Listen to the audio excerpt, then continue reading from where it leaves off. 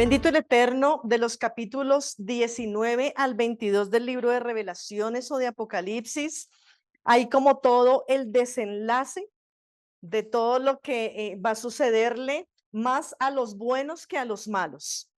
Guarda unos pequeños versículos para decir quiénes no van a disfrutar de la presencia del Señor, que no van a estar escritos en el libro de la vida, que no van a disfrutar de ese árbol que da mensualmente un fruto maravilloso. Pero más que todo empieza a trabajar en todos aquellos que han esperado y que han tenido que pagar un precio por el Eterno. Y vamos a mirar hoy algunas cosas interesantes, porque aquí me habla de cielos nuevos, de tierra nueva, de cantidad de cosas. Finalmente cae la ramera, ¿no? Ese sistema religioso mundial que ha dañado, caen todos los malvados, se van y definitivamente empieza a haber otra vez un río poderoso de alabanzas y de alabanzas y de alabanzas para bendecir al Eterno y para poder magnificarlo. Bendito sea el Señor por ello, por toda la presencia que el Señor hace y ejecuta y que va a ejecutar en tiempo futuro, en tiempo venidero, muy cerca. Vamos a mirar algunas cosas muy puntuales.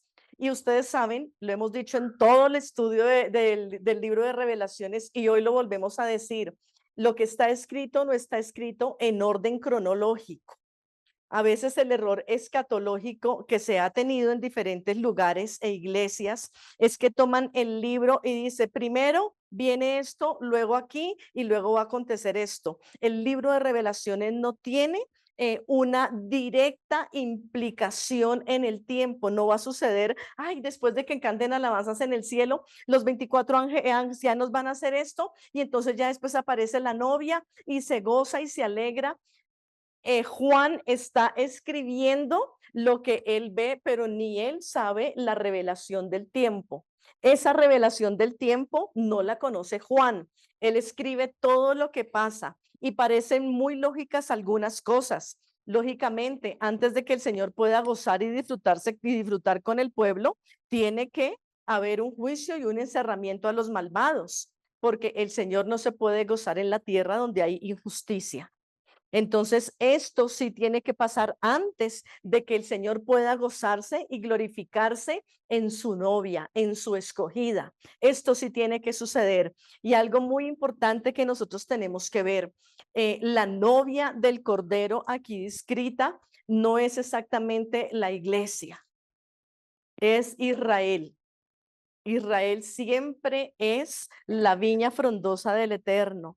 Israel es el amor del corazón del Eterno. Así que nosotros tenemos que adherirnos a Israel, porque la iglesia no puede pasar, la iglesia como el sistema que hemos visto de religión. Ninguna iglesia católica, universal, cristiana, mesiánica puede sustituir a Israel. Israel es la causa de todo esto desde el principio. El Señor separó a Israel para ser su único, su escogido y su pueblo.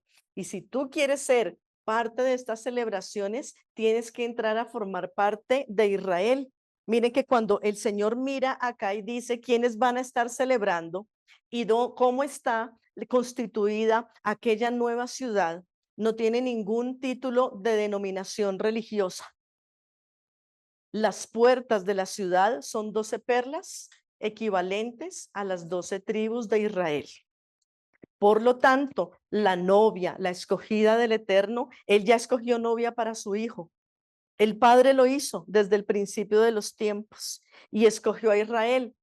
Por eso, Israel ha tenido que ser pasada por tantos filtros, porque el Señor sabe que Israel va a dar la talla preciosa para su hijo. Así que cuando nosotros nos involucramos con el Dios de la Biblia, inevitablemente tenemos que entrar a formar parte de Israel. Eso lo dice Romanos 11 y es algo que necesitamos nosotros entender mucho para poder tener esto con ojos claros. El Señor nunca sustituyó a Israel por ninguna iglesia.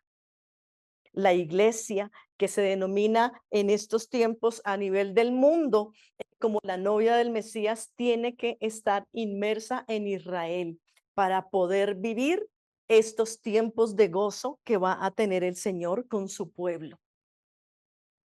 Es importante tener claridad eso para terminar este tiempo de revelaciones, este tiempo de apocalipsis, porque si no, siempre vamos a estar pensando casi en el Señor con dos novias. Israel, pero no, ahorita ya le terminó a Israel, entonces ahora es la iglesia. ¿Y qué va a hacer el Señor con Israel? Tanta palabra profética que le dio, el Dios de Abraham, de Isaac y de Jacob, ¿a dónde nos va a quedar? El Señor nunca cambia. El Señor escogió a Israel. Él es el Dios de Abraham, de Isaac y de Israel. Billy Graham, Ketriel Blad, Luis Padilla, Astrid Gómez, todos nos tenemos que adherir a Israel porque Él es el Dios de Abraham, de Isaac y de Jacob, y en Él ha sido llamada descendencia y bendición. Así que nosotros tenemos que formar parte de ese pueblo para poder disfrutar de la presencia del Eterno.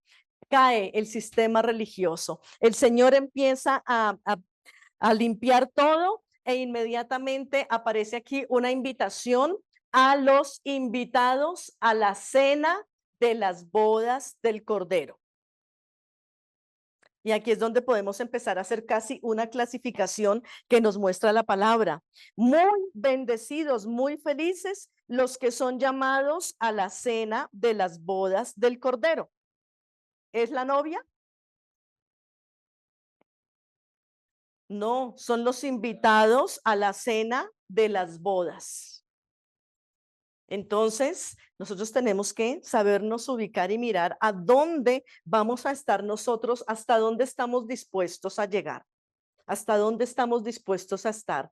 Hay un pueblo que va a ser invitado y va a ser feliz, feliz, feliz, muy feliz. No hay nadie que pueda estar delante del Eterno triste, porque en su presencia hay plenitud de gozo. Así que son muy felices los que son llamados a la cena de las bodas del Cordero. Hay a unos que les van a llegar unas invitaciones. Cuando Yeshua venga aquí a la tierra, se va a recibir, unos van a recibir invitaciones, unas naciones van a recibir invitación del gran rey para asistir a la cena de las bodas de Yeshua. Y muchos pueblos, todos los que estén recibiendo la invitación, van a estar felices. ¿Cómo nos ponemos nosotros cuando sabemos que va a haber un matrimonio, en un retiro, en algún lado? Muy felices. Hay bulla, hay jolgorio, hay dicha, porque esa es una noticia que a uno siempre le alegra y le agrada. Entonces, bendito el Eterno. Así, con esa sonrisa, muchas naciones van a recibir la invitación a la cena de las bodas del Cordero. Gracias al Señor por ello. ¿Por qué razón? Porque mire que cuando todo esto está pasando, aún Juan fue a postrarse delante del ángel que llevaba la invitación. ¿Cómo será ese momento de glorioso y de maravilloso? Fantástico. Que lo inviten a uno a la cena de las bodas de ese Cordero. ¿Cómo será esa cena? No se imagina uno. Pero aparte de eso, viene el novio, que dice que monta un caballo blanco, el fiel y el verdadero, y lo describe maravilloso, maravilloso, maravilloso. Su vestidura y su muslo está escrito Rey de Reyes y Señor de Señores. Y allí estos que están recibiendo la invitación pueden ver cómo ese novio viene y da la estocada final y dice, aquí ya todo está listo y feliz para mi boda. Ya, mi padre me permitió bajar con todo el poder para hacer las cosas correctamente. Ya me conoce el pueblo, ya me acepta a mí y yo ahora puedo ejecutar todo lo que yo quiera. Y entonces viene y aparece una novia con un vestido lindo, limpio y resplandeciente, de lino fino, que son las acciones justas de los santos. Nosotros cantamos cada Shabbat, Sadika Tamar Efrag. El justo florecerá. el justo florecerá. Tú y yo, si queremos estar en ese vestido, tenemos que aprender a practicar la justicia como el Eterno lo hace y hacer los justos del Eterno. Por eso abandonamos muchas cosas que sabíamos antes para venir a empequeñecernos y a decir, injértanos en tu olivo natural. Estoy interesado en ser parte de Israel porque nosotros queremos ser parte de esa novia maravillosa. A su esposa se le ha preparado y se le ha concedido. Miren que la novia tiene que hacer mérito para poder vestir ese vestido. Por eso nuestros hermanos mayores a veces son tan celosos hasta con nosotros mismos y nos cierran la puerta, porque ellos trabajan con mérito el valor de tener la Torá en sus vidas y de que les fue entregada a ellos.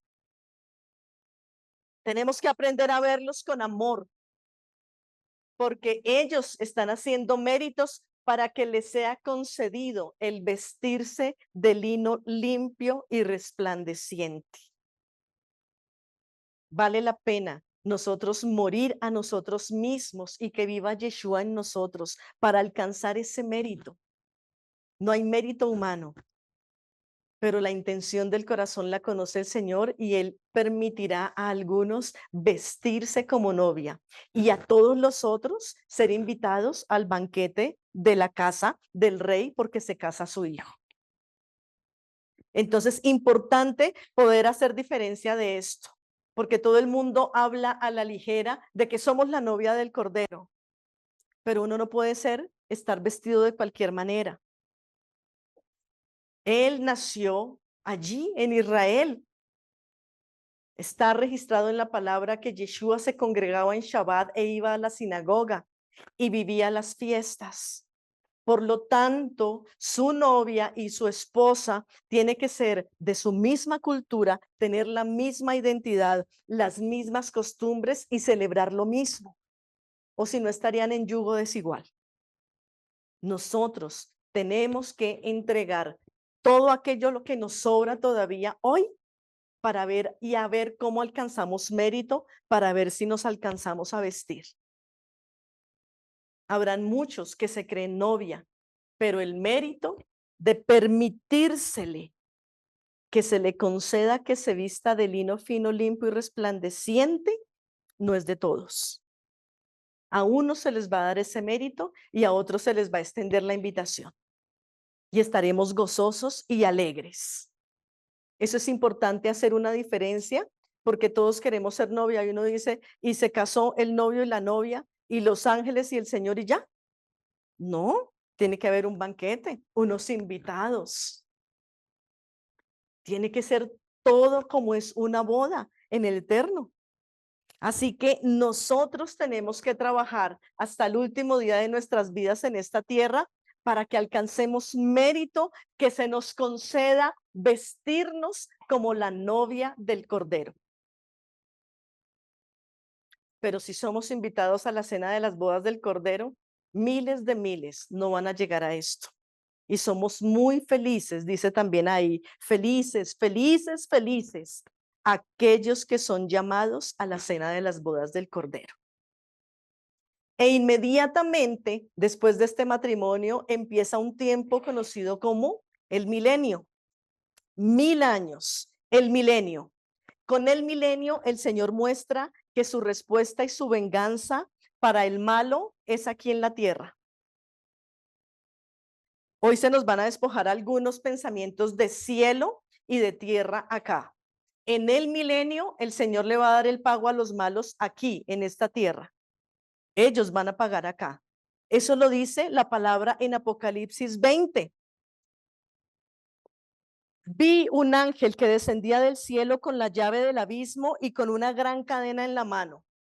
Y prendió al dragón, la serpiente antigua, que es el diablo y Hasatán, y los ató por 1000 años. No han sido juzgados. Están en espera del juicio. Solo los han encerrado. Está esperando que llegue el juicio. Y esos 1000 años tenemos nosotros la oportunidad de gozarnos y de poder hacer las cosas con Yeshua. Él viene a estar con nosotros. Todo lo que Dios empieza, Dios lo termina. Miren lo que dice Filipenses 1:6, porque todo, absolutamente todo lo que Él trabaja en nuestras vidas, Él permite y nos perfecciona en todo esto. Filipenses 1:6 dice así: estando convencido precisamente de esto, que el que comenzó en vosotros la buena obra, la perfeccionará hasta el día del Mesías Yeshua.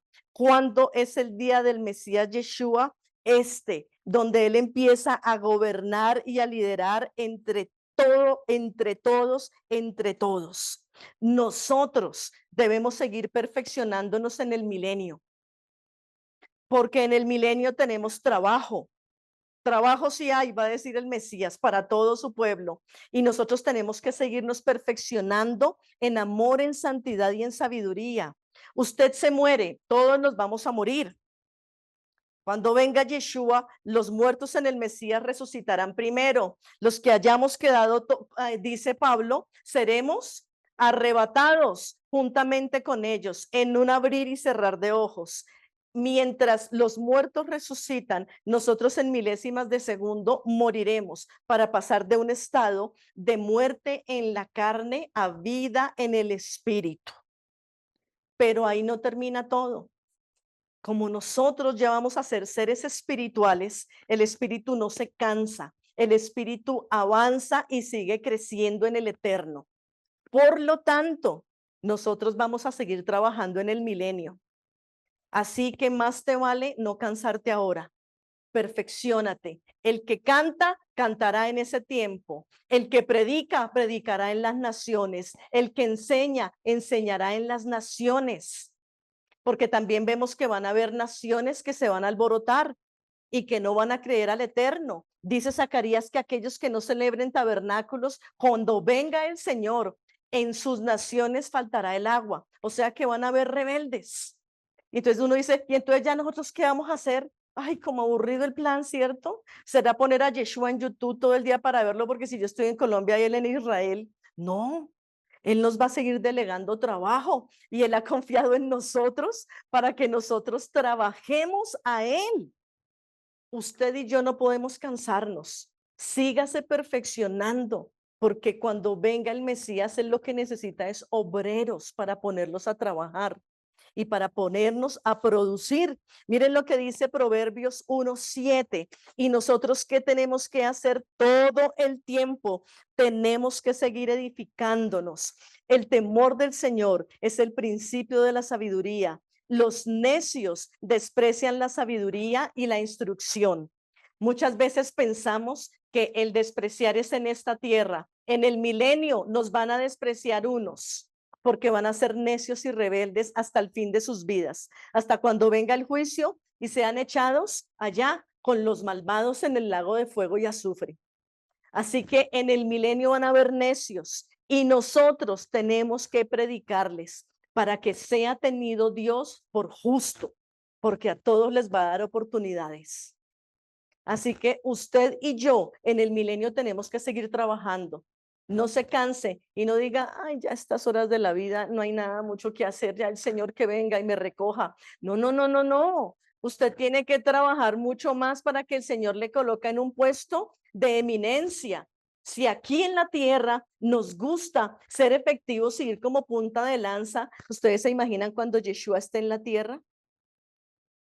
Que mande llamar a asamblea anual y le llegue a uno la invitación y el tiquete, porque vamos a estar con el rey, con el Señor en la mesa, escuchándolo a él, como un comité presidencial, designando, preguntando, bueno, ¿y cómo te va en esa población? ¿Qué ha pasado? Cuéntame, ¿qué equipo estás levantando allá? Bueno, Pedro, ayúdala, está corta, esta muchacha, hágale. ¿Quién sabe qué más va a pasar? Pero eso nos tiene que animar a nosotros. Nosotros en el milenio tendremos muchísimo trabajo. Salmo 111:10 dice, El principio de la sabiduría es el temor del Señor. Buen entendimiento tienen todos los que practican sus mandamientos. Su alabanza permanece para siempre. Usted y yo tenemos que edificarnos y edificarnos y edificarnos en el temor del Eterno, porque Él nos va a usar y porque Él va a hacer de nuestras vidas algo importante para su corazón, y eso será suficiente para nuestras vidas. Nosotros tenemos que estar trabajando con el Eterno en el milenio. Mire que la palabra dice que a la novia se le va a conceder vestirse de lino fino, que son las acciones justas de los santos. Acciones justas. El que ora y no actúa, no hace. Y el que actúa sin orar, no hace. El éxito es actuar orando, orando actuando. Un justo no puede llamarse justo porque se sienta en una silla simplemente a hablar. Él tiene que ejecutar, tiene que dar testimonio, tiene que permanecer. Así que nosotros necesitamos hacer y debemos obedecer. Y eso lo vamos a seguir haciendo en el milenio. Y si van a haber rebeldes, nos va a costar trabajar, porque va a ser difícil. Si estando el Señor aquí en la tierra van a haber rebeldes, imagínense. Nos va a tocar fuerte y nos va a tocar luchar, pero bendito sea porque ya vamos a ver su respaldo, como no quizás lo veíamos antes. Yeshua es la imagen visible del Eterno. Yeshua es la Torá viviente, y ya en el milenio tendremos un respaldo diferente, porque vamos a ver a Dios en nuestras vidas a través de Yeshua con la Torá del Eterno. Yeshua no fue un hombre cualquiera, no lo fue. Yeshua acá es llamado como el fiel y el verdadero. Por lo tanto, nosotros tenemos, después de nuestra muerte, cuando vengamos renovados y restaurados con un nuevo ropaje, sin la inclinación al mal, tenemos que seguir dando testimonio como justos y verdaderos de Yeshua, nuestro Mesías. Nosotros tenemos que seguir trabajando continuamente. Su salvación es la palabra que confirma que el Señor sí es verdad y es justicia. Juan 14:6 nos lo dice. Si Yeshua lo afirmó, nosotros tenemos que creerlo y que vivirlo, porque esa verdad va a estar en el mundo andando con nosotros. Juan 14:6 nos dice, Yeshua dijo, yo soy el camino, la verdad y la vida. Nadie viene al Padre sino por mí. Conocer a Yeshua es conocer al Padre, no porque sean la misma persona, sino porque Yeshua da testimonio de fidelidad y de verdad, que así es el Padre y que si el Padre lo envió, nosotros podemos y debemos confiar en él. Nosotros vamos a tener bastante trabajo en el milenio y necesitamos confirmar y asegurar la manifestación de Yeshua. El Padre manifiesta a Yeshua como su justicia. Por lo tanto, para poder ser parte de ese vestido de la novia, tenemos que creer que Yeshua es el Hijo de Dios a quien el Padre envió. No un greco romano de ojos azules y que no se despeluca. El hebreo, el Cordero de Dios que quitó el pecado del mundo, el que celebra fiestas, el que ha dejado una ketubá para el pueblo. La ketubá son los mandamientos, la Torá. Por lo tanto, el que desecha la Torá está desechando el contrato matrimonial. Nosotros no podemos usurpar. Eso es como una novia teniendo un anillo y uno diciendo, no, es que yo soy la que me voy a casar con él. Es que él le dio ese anillo, pero ese anillo no es verdad. Es lo mismo. El Señor le dejó al pueblo la Torá. Y ese es su compromiso matrimonial. Si tú no te adjuntas a la Torá, no puedes vivir bajo ese compromiso maravilloso de matrimonio que está sucediendo. Entonces, bendito el Eterno por todo esto que esté pasando. Cuando venga el Señor en el milenio, habrán personas y naciones que no se van a estar dedicando a Él. Van a haber naciones que van a estar rebeldes con el Señor, pero bendito el Rey de Reyes, que produce en nosotros cosas maravillosas y fantásticas para que nosotros podamos estar fieles a su venida y a su presencia y al trabajo que se debe hacer en el camino del eterno. El Señor manifestará que al final del milenio se va a soltar a ese dragón, a esa serpiente antigua para acabar de engañar a naciones. Al final del milenio, donde, ¿por qué? ¿Por qué tiene que haber un milenio? Porque Yeshua tiene que manifestarse en un milenio completo para hacer justicia a todos y para dar hasta último momento la oportunidad que todos necesitan para recibirlo a él y para no pasar a un juicio. Claro, ya no lo van a ver como ese cordero sacrificado, pero tienen la oportunidad de verlo como rey y como rey obedecerlo y recibir justicia. Pero muchas de estas naciones no van a querer hacerlo. Y ahí el engañador será soltado. ¿Y qué sucede? Que va a venir una guerra, porque va a soltarse el que ha estado encadenado por 1000 años. ¿Cómo va a salir? Tranquilo, cansado de estar 1000 años en una cárcel. No, furioso, furioso. Va a salir furioso, a batallar y a querer destruir todo. Pero nosotros vamos a tener la dicha y la felicidad de ver al Señor una vez más ejecutando sobre ese enemigo todo su juicio que es fiel y verdadero. Nosotros vamos a tener ahí confianza y ya a nosotros no nos va a tocar la muerte. Entonces nosotros tenemos toda la tranquilidad de victoria y de poder. Isaías 11 nos relata cómo va a ser el reinado del Señor en ese tiempo. De hecho, así se llama ese capítulo, reinado justo del Mesías. Brotará un retoño del tronco de Isaí y un vástago de sus raíces dará fruto. Reposará sobre él el espíritu del Señor, espíritu de sabiduría, de inteligencia, de consejo, de poder, de conocimiento, de temor del Señor. Se deleitará en el temor del Señor y no juzgará por lo que vean sus ojos, ni sentenciará por lo que oigan sus oídos. Yeshua, cuando vino al mundo, juzgó y sentenció. No. Juan 3 dice que él no vino a juzgar al mundo, sino a salvarlo. Pero cuando esté en el milenio, él va a sentarse a sentenciar y a juzgar que al pobre con justicia. Fallará con equidad por los afligidos de la tierra. Herirá la tierra con la vara de su boca y con el soplo de sus labios matará al impío. Miren, por eso es tan importante que nosotros permanezcamos estudiando la palabra. Porque así como hoy en día hay personas letradas y a los abogados sobre todo les toca conocerse las leyes para defender, y no en el artículo no sé cuánta de nuestra Constitución Nacional, y dice en el no sé cuántas del derecho penal que la ley colombiana que rige así, que totototón.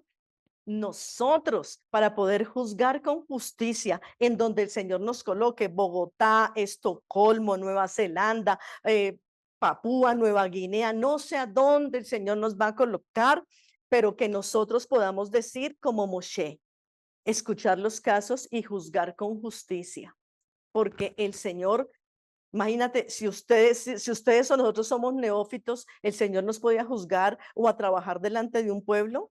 No, porque él va a decir, no, yo no puedo colocar a esta persona, no conoce mi Torá. Cuando estuvo en esta tierra en vida, él no la estudió, tuvo un buen corazón, entonces me toca meterlo a una fundación a que haga una obra social, pero no puede estar en eminencia juzgando, decretando y legislando, porque no tiene capacidad. No se preocupe, los congresistas, el parlamento corrupto, pertenece a esta tierra y a esta generación. Cuando venga Yeshua, nosotros, muchos, los que estudian, los que se esfuerzan, van a ser colocados en esos sitios de parlamento, de congreso, porque ellos van a legislar con la Torá del Eterno, porque la han estudiado, la han conocido, la aman, la atesoran y no van a tener miedo. Si viene un caso muy grande, se llamará por el teléfono rojo a Jerusalén. Mira, si le puedes decir a Yeshua, nos llegó este caso, que nos ayude. Quizás allá esté Pedro, Pablo, quién sabe, no sé quién va a estar, pero van a haber otros ministros de corte más alta que nos van a ayudar en las naciones. Ese es el milenio. Es una forma de trabajo con el Eterno. El descanso en el Señor no es la vagancia que pensamos que es normalmente en nuestra tierra. El descanso en el Eterno es poder saber que Él nos va a dirigir, nos va a guiar y nosotros no nos vamos a equivocar porque vamos a andar en el camino correcto, en Yeshua nuestro Mesías, en el Rey de Israel. Así que bendito el Eterno por todo esto que va a pasar en el milenio, por todo esto que vamos a poder trabajar y a tener en nuestras vidas. Primera de Corintios 15:12 nos da aquí unas salidas de dónde yo puedo hablar esto. Primera de Corintios 15:12 al 20 dice, pero si se predica del Mesías que resucitó de los muertos, ¿cómo dicen algunos entre vosotros que no hay resurrección de muertos? Porque si no hay resurrección de muertos, tampoco el Mesías resucitó. Y si el Mesías no resucitó, vana entonces es nuestra predicación, vana también es nuestra fe.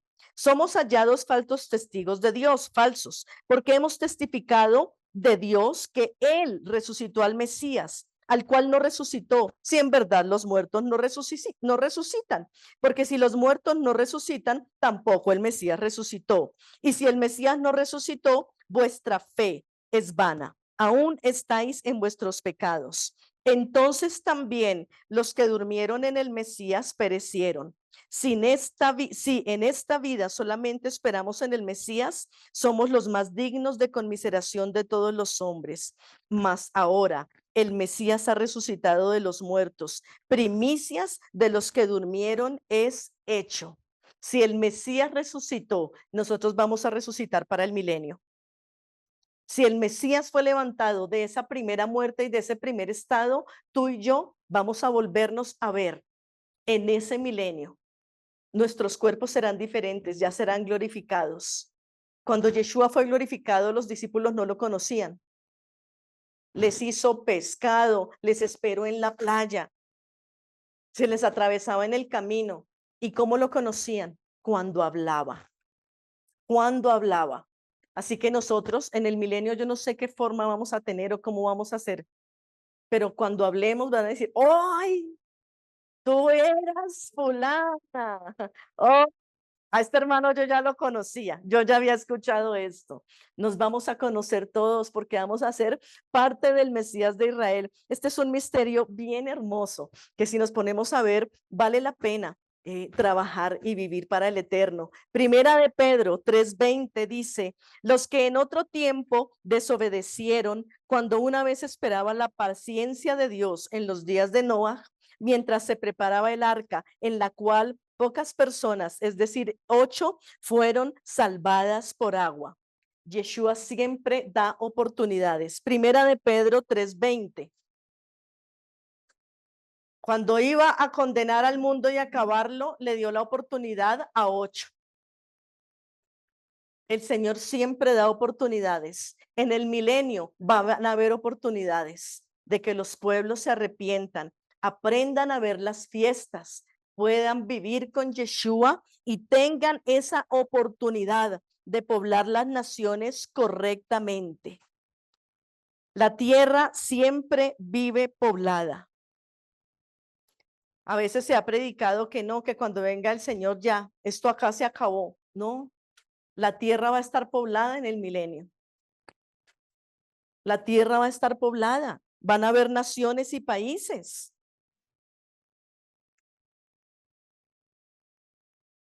En el milenio va a seguir trabajando una constitución política de naciones. El Señor ahí no ha unificado todo, porque a Yeshua no le corresponde unificar al mundo. Él no fue llamado a unificar el mundo.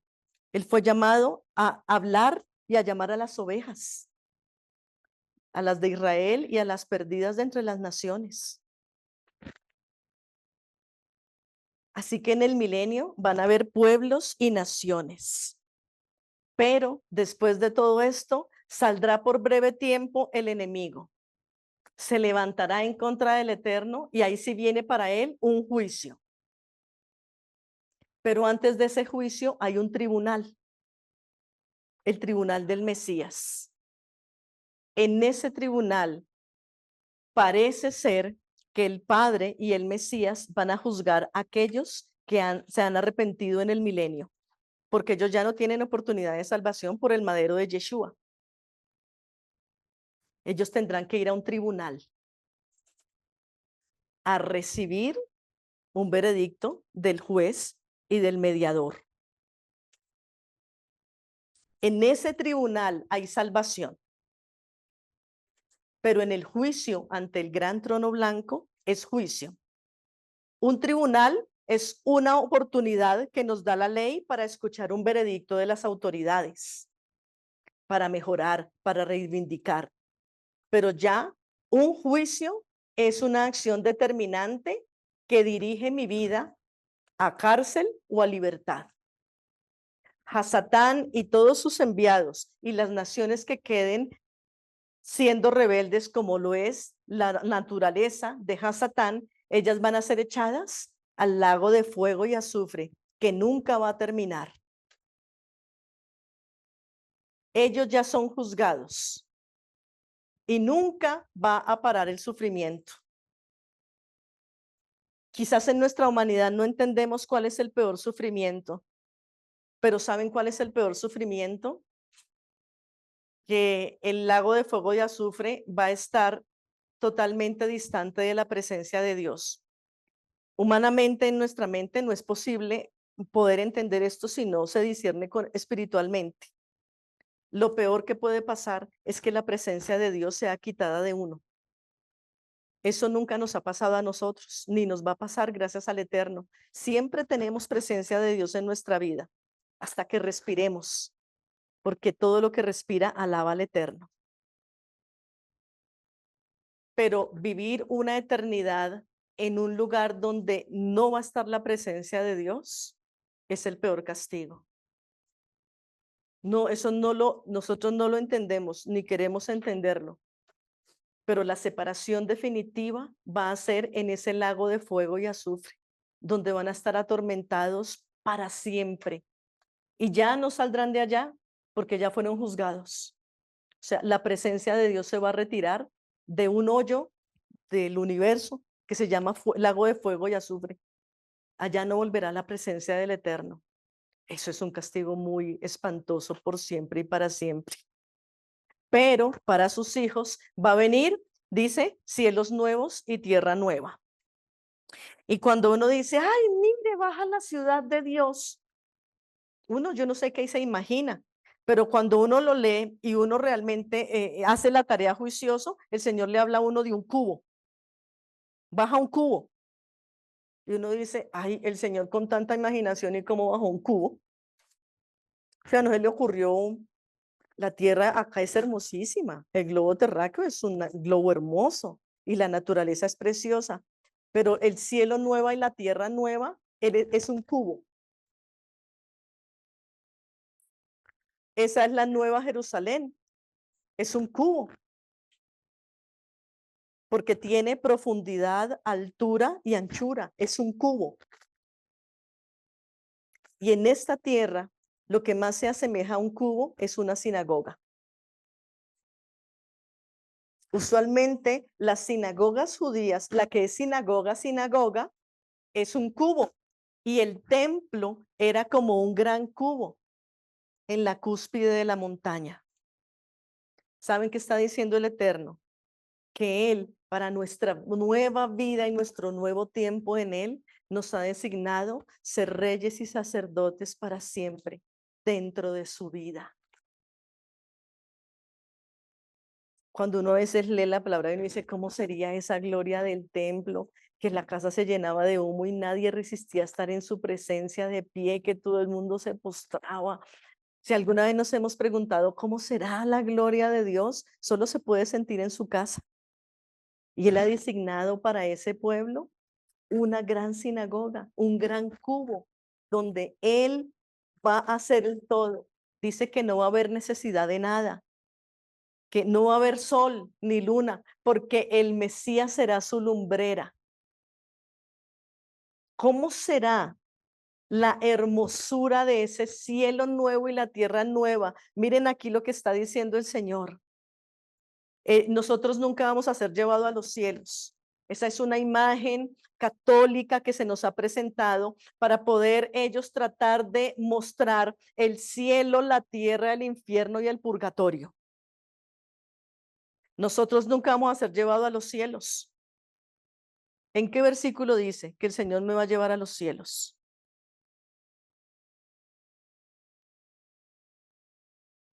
El cielo para mí debe representar la presencia de Él, y su presencia bajó y se hizo luz a los hombres. El cielo nueva y la tierra nueva es una nueva Jerusalén, donde no se necesita nada más que la presencia del Cordero, donde ya no van a haber lágrimas. Eso quiere decir que en el milenio podemos llorar, porque allí, en ese tiempo, Él va a enjugar toda lágrima y todo dolor. Nos va a doler naciones rebeldes, Hasbe Shalom, que no sea la nuestra, donde el Señor nos ha permitido estar. Pero esa nueva Jerusalén es una tierra renovada en la Torá viviente. Al fin vamos a tener la Torá viviente todos los días de nuestra vida. Si ese no es el cielo para usted, yo no sé usted qué quiere. El cielo es la casa de Dios, la presencia del Padre, y Yeshua es la Torá viviente. No vamos a necesitar nada más. Él va a hacer todo en nosotros. Ya no se va a necesitar nada. Miren Zacarías 14:8, porque no solo lo dice Apocalipsis, lo dice el profeta Zacarías. Zacarías 14:8 nos dice: acontecerá también en aquel día que saldrán de Jerusalén aguas vivas, la mitad de ellas hacia el mar oriental y la otra mitad hacia el mar occidental, en verano y en invierno. Y el Señor será rey sobre toda la tierra. En aquel día el Señor será uno y uno su nombre.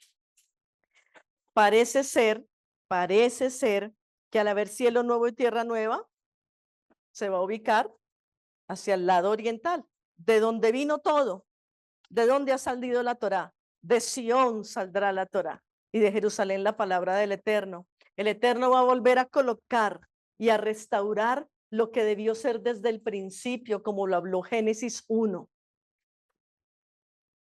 Y en este momento, en Tierra Santa, hay algo muerto que va a tener vida, y solo lo puede hacer el Eterno. Que hay muerto en la Tierra Santa y que nos habla Apocalipsis y Revelaciones. El mar muerto. El mar muerto volverá a tener vida en la restauración de todas las cosas.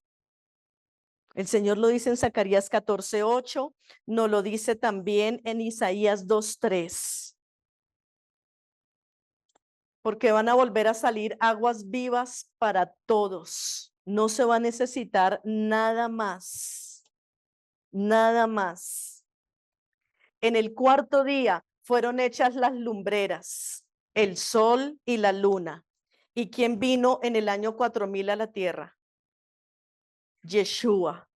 Por eso ya no se va a necesitar el cuarto día de la creación primera. Toda la creación que hizo el Eterno al principio de nuestras edades va a ser contenida en Yeshua. Y ya no se va a necesitar nada de esta primera creación. Cielos nuevos y tierra nueva. Cuando en el principio el Señor creó los cielos y la tierra, el Señor tiene que volver a escribir una historia nueva para su pueblo. Todo lo que ha pasado en los 7 primeros días de la creación de Génesis 1 va a pasar en Apocalipsis 23. En una nueva historia. Todo lo que dice, no se necesita luz, ya no se necesita. Habrá un árbol que da fruto, 12 frutos cada mes. Entonces parece que va a haber un calendario que va a seguir funcionando, porque está nombrando de un árbol que va a dar 12 frutos, uno para cada mes. Y hubo un árbol por el cual fuimos engañados en esta historia. En esa ya no va a haber serpiente que nos engañe, en esa nueva creación, porque esa nueva creación ya se fue al lago de fuego y azufre. Ahí vamos a tener la dicha de comer esos frutos. Una nueva constitución y una nueva Torá iniciará. Yeshua entregará todo el reino al fin del milenio para contar y decir, aquí están 7,000 años. 7 días que creaste tú, Padre mío, para esta tierra. Y ahora viene un nuevo comienzo. El libro de Revelaciones nos deja abiertos el corazón para decir, nada muerto va a haber. Absolutamente nada, nada.